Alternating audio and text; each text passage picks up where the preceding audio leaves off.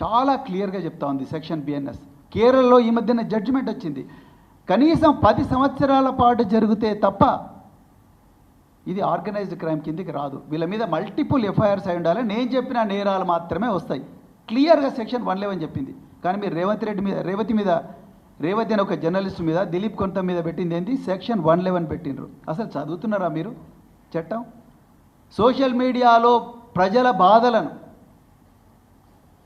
Social మీడియాలో post చేస్తే, ఛానల్లో పోస్ట్ చేస్తే అది ఆర్గనైజ్డ్ క్రైమ్ ఎట్లా అవుతుంది? నిజానికి ఈరోజు తెలంగాణలో ఆర్గనైజ్డ్ క్రైమ్ చేస్తున్నది ఎవరు? కాంగ్రెస్ పార్టీ బీజేపీలు రెండు కలిసి ఆర్గనైజ్డ్ క్రైమ్ చేస్తున్నాయి. ఇది వాస్తవం. ఎఫ్ఐఆర్లన్నీ కూడా గాంధీ భవన్లో మ్యానుఫ్యాక్చర్ అవుతున్నాయి. ఆర్డర్ ఏమో చీఫ్ మినిస్టర్ ఆఫీస్ నుంచి వస్తుంది.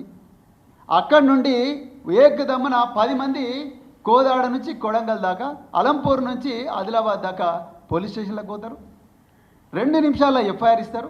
9 గంటల 20 నిమిషాలకు కంప్లైంట్ ఇస్తే 10 గంటల 10 నిమిషాలకు ఎఫ్ఐఆర్ అయిపోతుంది.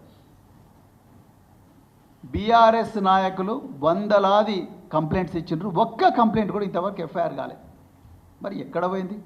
ఎక్కడుంది ఫెయిర్నెస్? నిజంగా ఆర్గనైజ్డ్ క్రైమ్ ఇది కాదా?